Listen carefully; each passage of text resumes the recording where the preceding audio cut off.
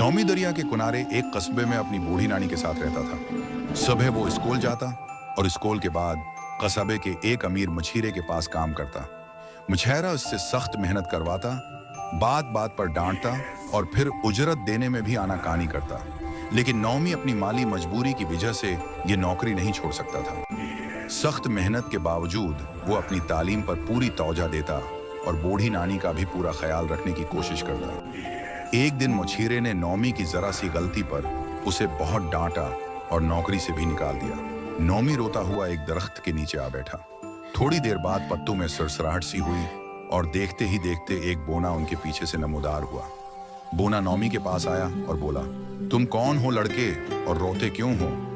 नौमी एक लम्हे के लिए हैरान रह गया, लेकिन फिर उसने बोने को सारा माजरा कह सुनाया।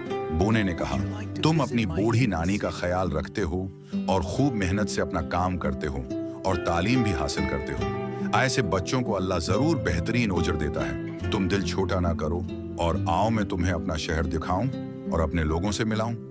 नौमी बोने का हाथ पकड़े दरख्त के खोखले तने में दाखिल हुआ।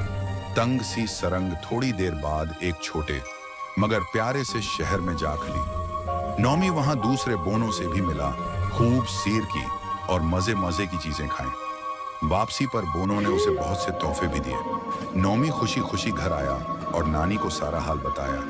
नानी हैरान हुई, लेकिन साथ ही नौमी की तनबिया की कि इस तरह बगैर बताए नहीं जाना चाहिए था। जब दोनों तोहफे खोलना शुरू किए तो मालूम हुआ कि वो सब डब्बे सोने चांदी और कीमती चीजों से भरे हैं।